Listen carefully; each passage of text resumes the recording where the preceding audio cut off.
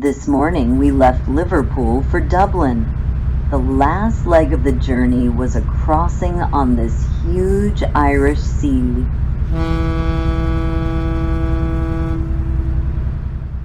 Ferry from Holyhead to Dublin. I talked about it in the previous video. We arrived at Dublin port at 6 p.m., where a bus was already waiting for us.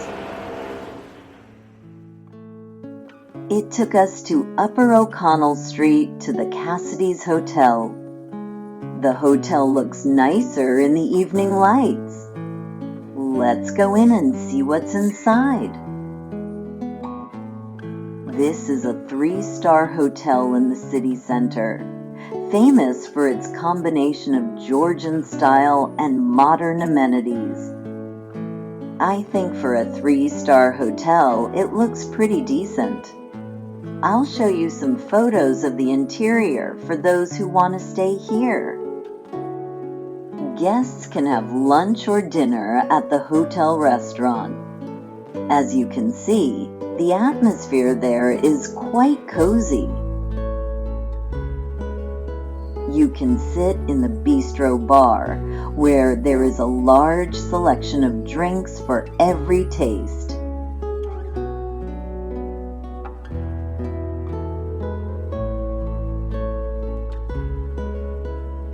There are many attractions near the hotel where you can go in the evening, for example, the Gate Theatre, which is opposite the hotel across the road. In the morning, we went to breakfast included in the room rate. And after that, on a bus tour of the city.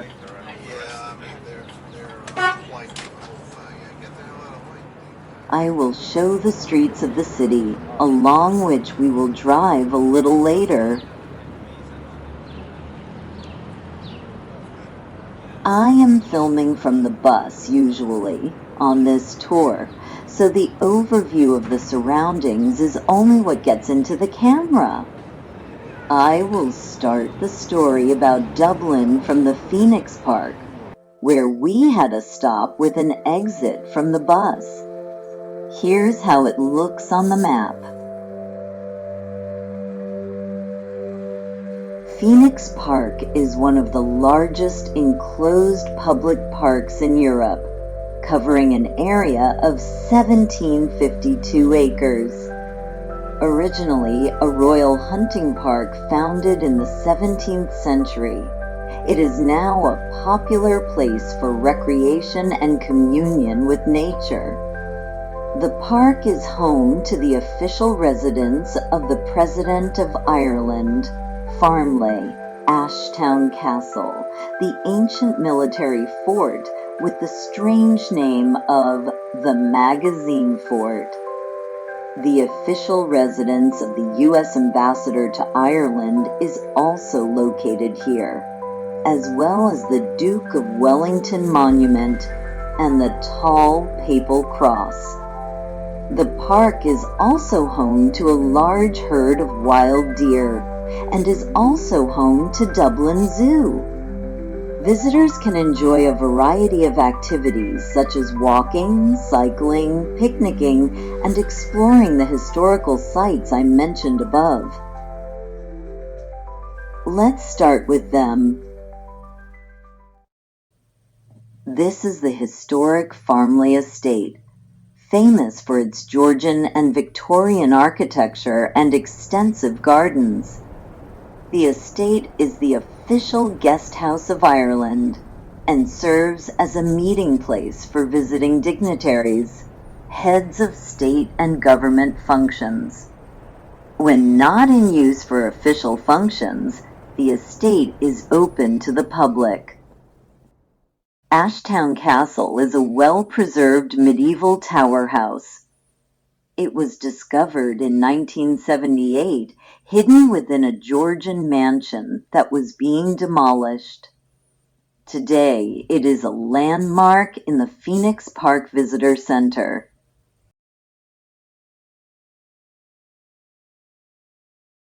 Fort Magazine is an 18th century fort built to store gunpowder and other military supplies.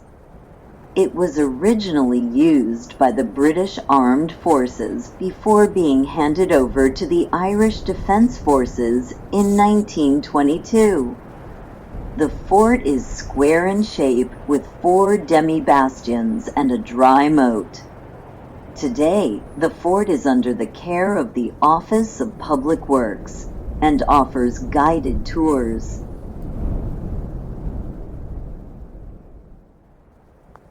This gate leads to the official residence of the U.S. Ambassador to Ireland, known as the Deerfield Residence.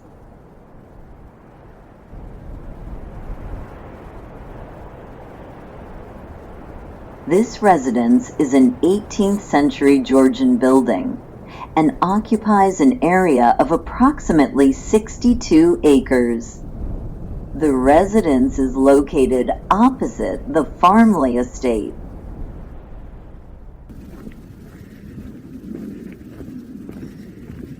Now let's go see the Wellington Monument.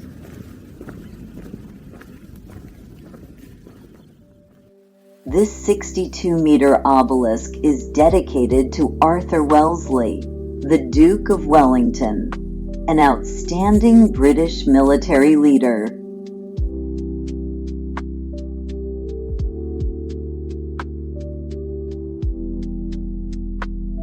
It is the largest obelisk in Europe. Construction began in 1817, but due to funding problems, it was not completed until 1861.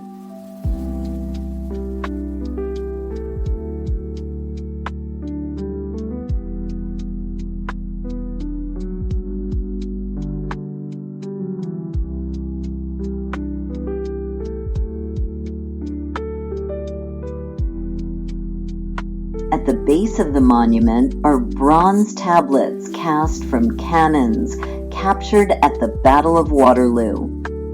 One of them contains an inscription, and 3 of them depict scenes from the life of the Duke of Wellington, civil and religious liberty, Waterloo, and Indian Wars.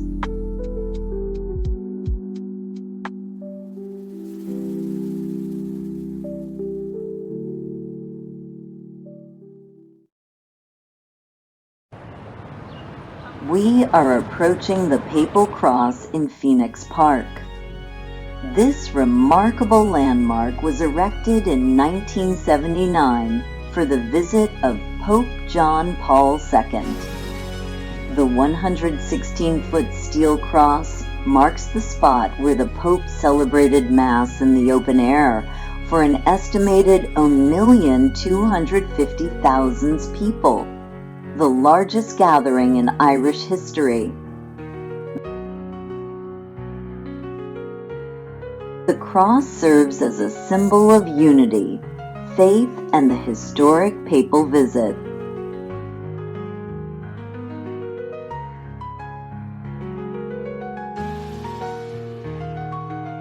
The Pope arrived in Dublin by plane and then by helicopter to Phoenix Park, where a special altar had been erected.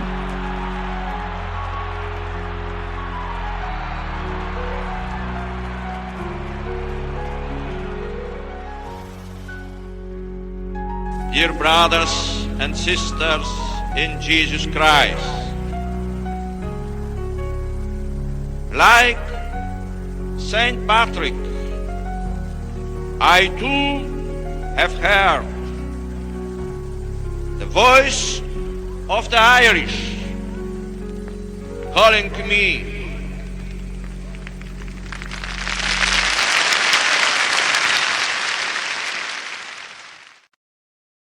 Fun fact, many of those attending the Mass had to camp out the day before.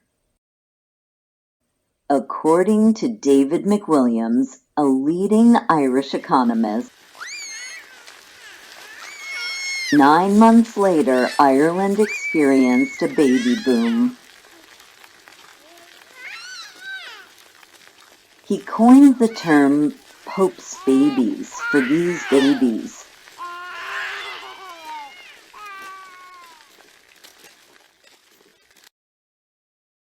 Another interesting thing about the park is the abundance of Sika deer. They are not native to Ireland.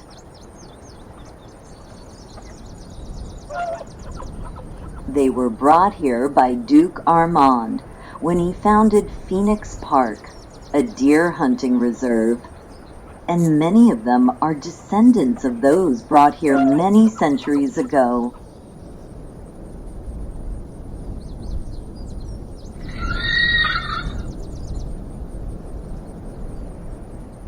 After visiting the park, our group was taken to the world-famous Irish brewery Guinness.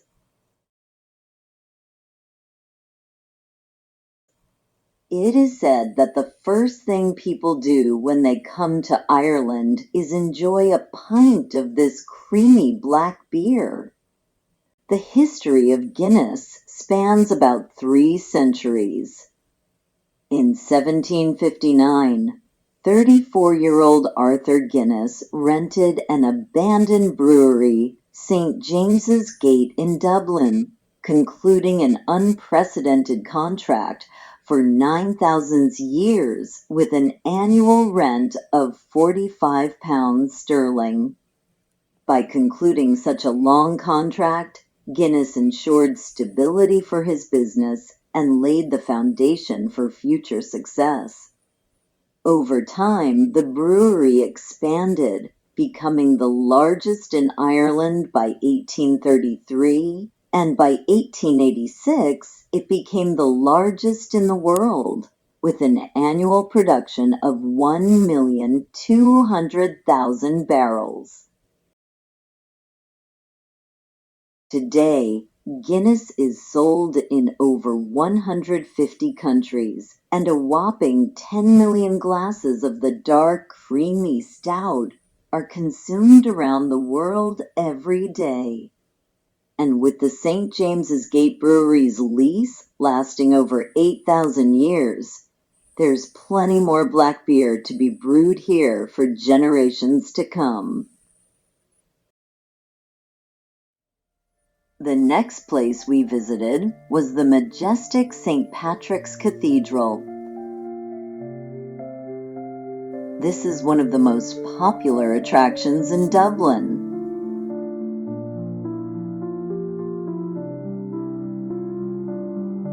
It was built in the early 12th century and is one of the few buildings that have survived from the Middle Ages to the present day. Of course, throughout its history, it has undergone significant restorations and repairs, especially in the 19th century.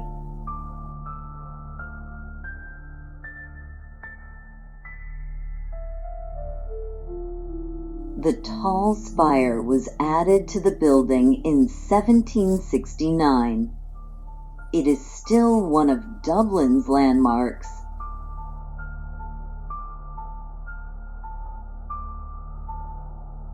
Let's go inside the cathedral. It boasts a magnificent Gothic interior filled with historical and artistic treasures.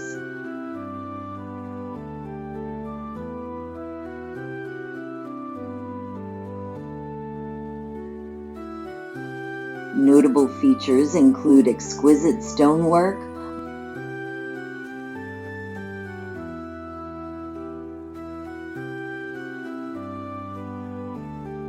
vaulted ceilings, ornate altars, and stunning stained glass windows.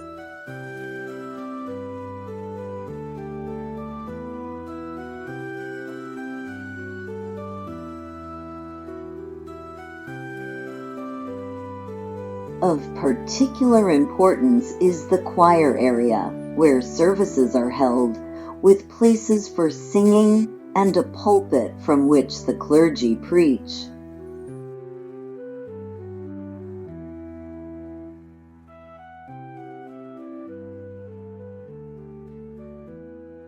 There are also many interesting exhibits in the cathedral, such as the Gate of Reconciliation.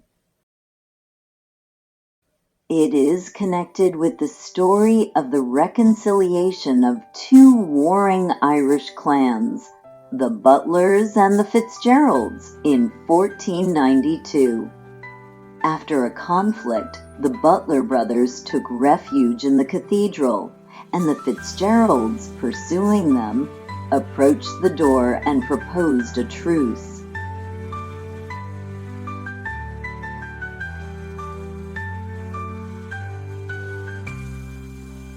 The leader of the Fitzgeralds stuck his hand through a hole cut in the door to shake hands with one of the Butler brothers, which was the beginning of the reconciliation.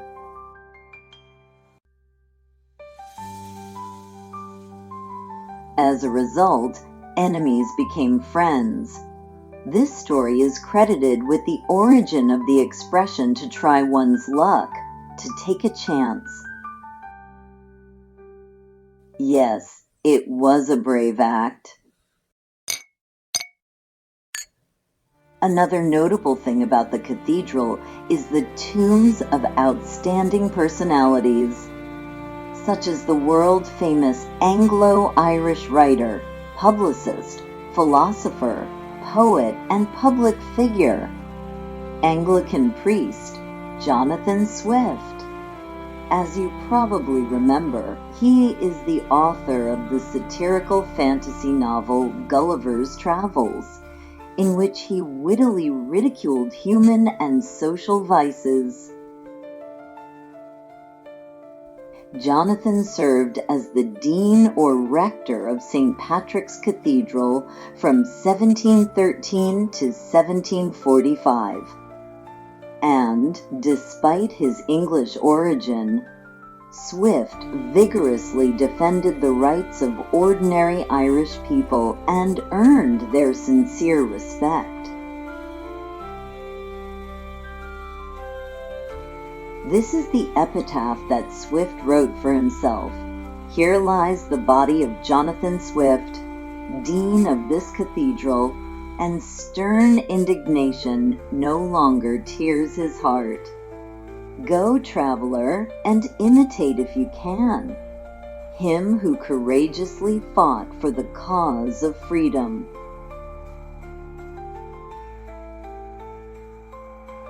And finally, the cathedral is now the site of many public national ceremonies. Every November, a day of remembrance is held there, and this ceremony is attended by the President of Ireland. With that, we leave the cathedral and move on. I would like to add that what I have drawn your attention to in St. Patrick's Cathedral is the minimum of what else could be said about it, and about what is there. We are now driving past a large public park of the Victorian era in the heart of Dublin. It is called St. Stephen's Green. We are in front of the central entrance to the park. It was originally a marshy wasteland that was fenced off in the 17th century and then redeveloped in the late 19th century by Sir Arthur Guinness, who opened it to the public. This is the famous Dublin brewer I told you about earlier. There is a monument to him in the park.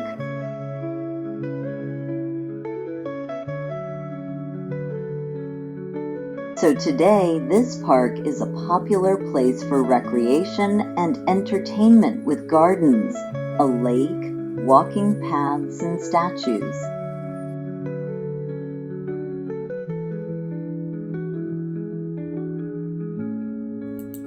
From St. Stephen's Green, we move towards Merrion Square. It should be noted that there are 13 flagship parks in the administrative territory of Dublin. That is the most important and representing significant cultural and ecological value for the city and its residents, as well as 59 public parks of the first category and 228 public parks of the second category. In total, this is 300 parks for approximately 1,300,000 residents of the capital. It is impressive.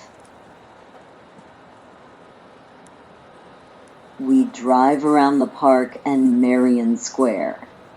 It is one of the 5 main Gorgian squares of Dublin. These squares, owned by the English kings who ruled Ireland in the 18th century, have transformed over the decades from exclusive private gardens into exquisite public parks. Many generations of Dubliners have rested and rest in them now. 3 sides of this square are lined with well-preserved, elegant red brick Georgian townhouses, showcasing the style of the 18th century. Here you can admire the colorful doors, transoms, and ornate details of the townhouses. This square was home to such prominent Irish figures as the poet and playwright William Butler Yeats. Daniel O'Connell, a 19th century politician known in Ireland as the Liberator, and the writer and poet Oscar Wilde, known to many. He lived in this house. And in the park opposite it, there is his sculpture.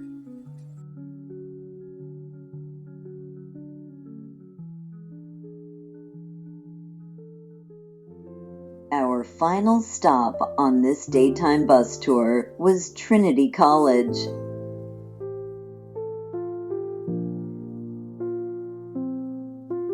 Founded in 1592, it is Ireland's oldest university and a prestigious institution located in the heart of Dublin. The Trinity College campus includes a number of significant buildings, including the Old Library, the Campanile or Bell Tower, the Museum Building, the Alumni Memorial Building, and the Rubric or Student Residence. There are also 2 more library buildings, a chapel, an examination hall, and a theater building. The Bell Tower is one of the most iconic landmarks of the college. It was built in 1853. I will skip its history, but I will tell you about an interesting tradition of bouldering in the climbing club associated with the Bell Tower. For those who do not know, bouldering is a type of rock climbing performed on small rock formations or artificial rock walls without the use of ropes or harnesses. So climbing the Bell Tower under the cover of night is considered the most impressive and one of the most difficult climbs ever undertaken by members of the club on the college grounds.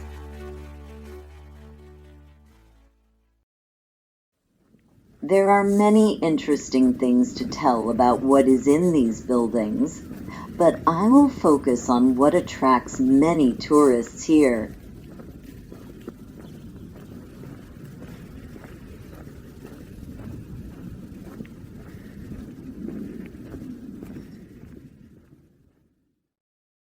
This is the Old Library, built in the 18th century. It is famous for its architectural grandeur and historical significance. This 65-meter long hall contains 200,000 ancient books.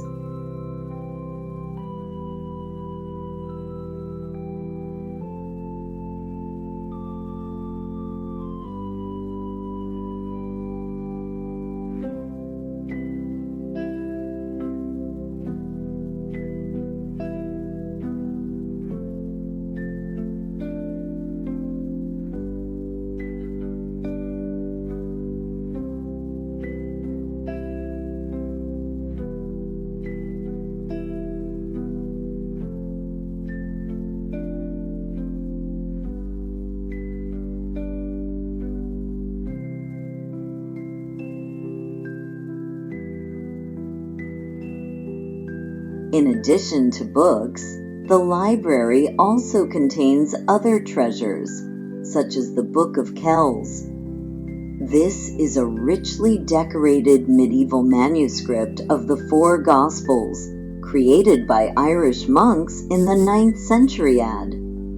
It is famous for its intricate and vibrant illustrations, including skillful calligraphy, symbolic images, and detailed miniatures. This manuscript is one of the main tourist attractions. The Proclamation of the Republic is also kept here. This document officially declared the Irish Republic a sovereign, independent state, and was also a declaration of rights.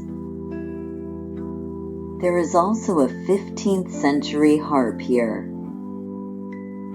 It is one of only 3 surviving medieval Irish harps, known as the national symbol of Ireland.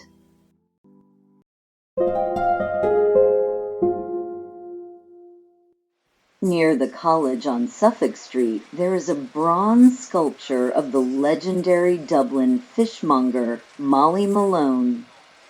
The story of the statue is connected with the song Mussels and Cockles, which tells the story of a young woman named Molly who sold fish during the day and worked as a prostitute at night, and who eventually died tragically at a young age from a fever.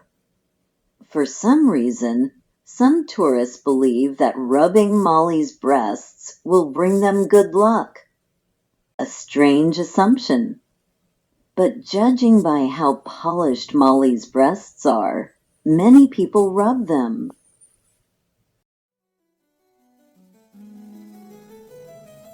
If you come to Dublin as a tourist for even a few days, you will certainly want to visit the city castles, of which there is a whole collection in Dublin. And each of them has its own unique story. Some of them are grandiose fortresses, others are more modest, but each of them opens a window into the rich past of the city. We were advised to visit Dublin Castle.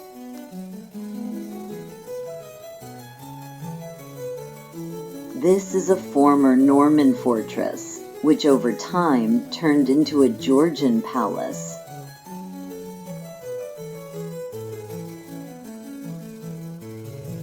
For centuries, the fortress served as the residence of the British rulers in Ireland. Today, it is a large Irish government complex used for state ceremonies, conferences, and tourist visits.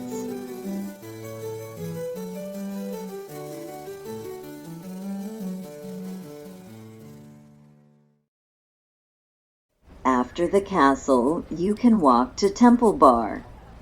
It is only 5 minutes walk away. And this is also a tourist attraction of Dublin. Personally, I did not go there, as I was waiting for the evening show.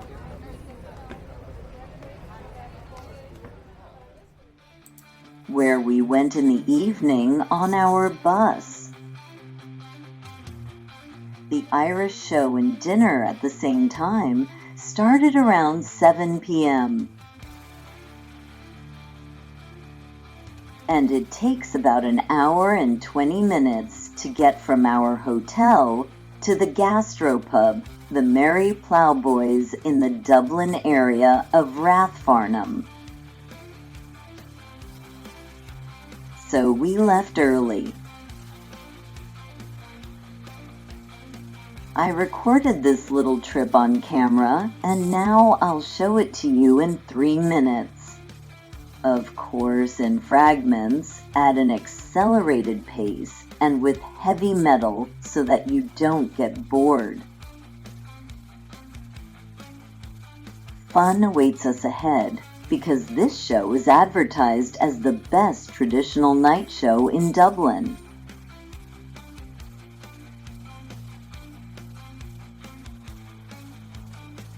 While we're driving, I'll read you some information from the brochure. The Merry Ploughboys Pub is a Dublin icon known for its lively atmosphere, rich history, and unforgettable entertainment. The pub is also a cultural hub where people from all walks of life come together to enjoy traditional Irish music, dancing, and good company. The musicians at the pub are some of the best in Ireland, and they play with such passion and precision that you'll be captivated. This place is a must-see for anyone who wants to experience the true essence of Ireland.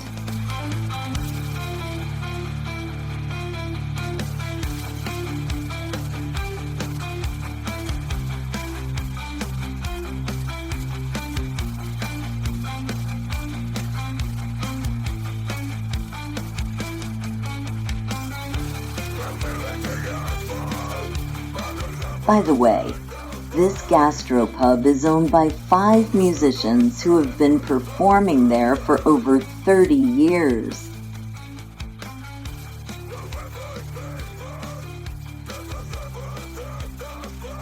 We arrived at the place and drive into the parking lot. We are met by one of the owners of the pub, a cheerful plowman. You picked a nice evening. We've had a great week. I mean, it's just been amazing. This 2-story house that you see ahead in the 19th century was presumably just a hut, but later, after the renovation, it became a pub. Today, this white and green building with beautiful flower baskets looks cozy, rustic, and you just want to go inside. Which we do.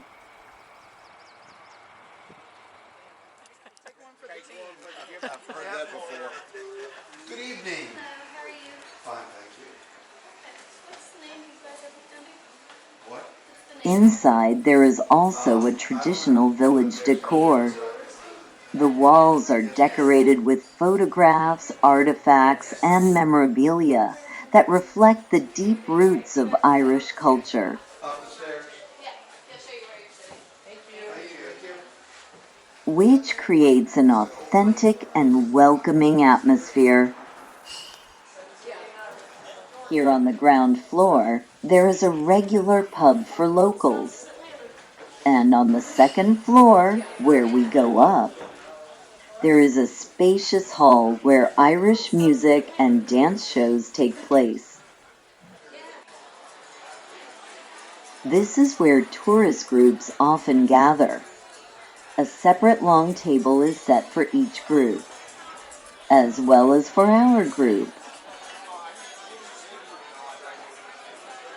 In the bar, you can buy everything that is not included in the already prepaid order. In addition to meal, it includes 1 glass of either wine or beer for those who are not teetotalers. The table by the wall are not occupied yet, but other group will arrive soon. How many photos are on the walls?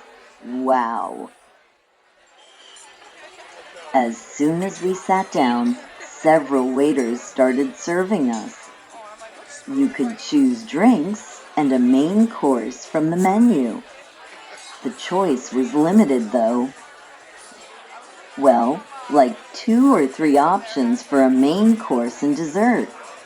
That's what I chose, but I don't remember what it was. And now it's time for the show. Good evening, ladies and gentlemen. Are you all in good form? Yes! Good to hear it. So are we. We're the Merry Ploughboys. We're going to be singing the songs of Dublin and the songs of Ireland for you tonight. We'll sing a few songs you know. Join in with us for those. There'll be 1 or 2 songs you won't know, but don't panic. You'll pick them up. And 1 or 2 songs... It lasted about 2 hours, and I'll show you a few short fragments from the music and dance program. Singing Freedom, one of the great songs from Tommy Makem. And we'd just like to find out, are we going to have a good time tonight? Oh yeah! Here we go with the Winds and Singing Freedom.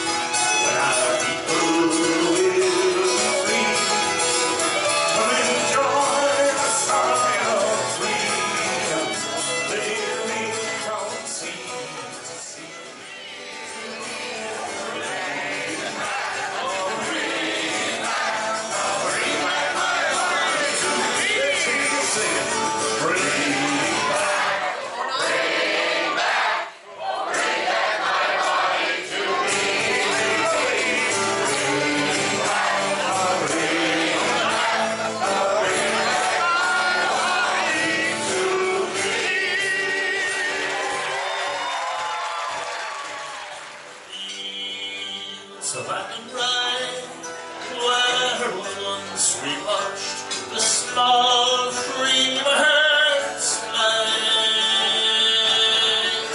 Our love was on the wing. We had dreams and songs to sing.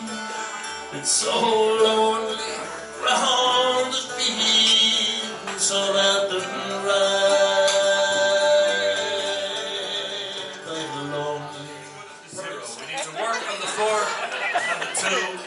me, as he said, you won't go wrong. We'll try it again. Here we go. Winter in black for Medallion, black for Medallion, it's been I was going over the Cork and Kerry mountains, and with Captain Pearl on the spray, he was counting peppers with his back pistol, and produced my victor, 6 down and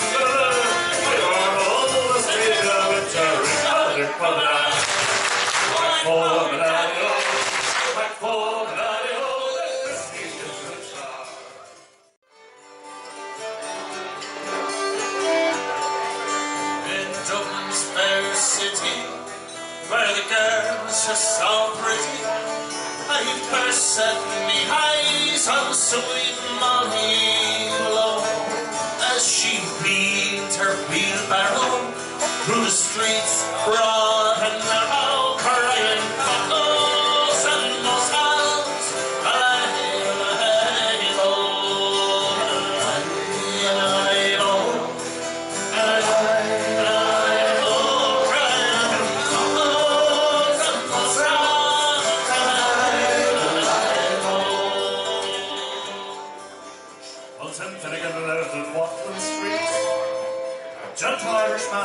he was mighty odd.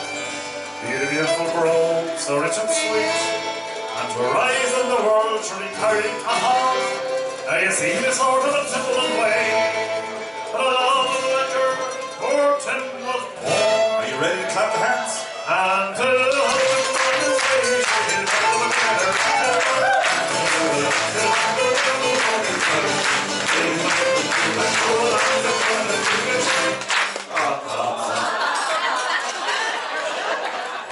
you ever get the feeling people weren't really listening? We have a couple of problems here this evening. The first one is obvious enough. After the break, the dancing began. From where I'm sitting, the dancers weren't very visible on the video. So, there won't be much dancing. But I assure you, the guys rocked it out. So I advise anyone who's in Dublin to visit this show.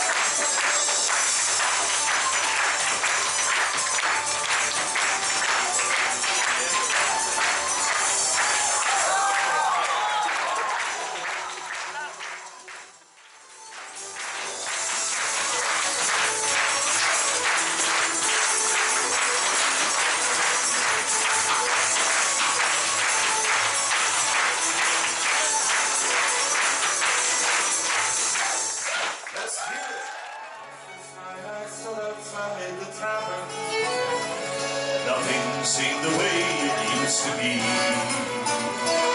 In the glass I saw a sad reflection. Who was that lonely fellow really me? Those were the days, my friend. We have been there in these dreams. Forever and the days. We feel the night with you. We had a we went on and showed that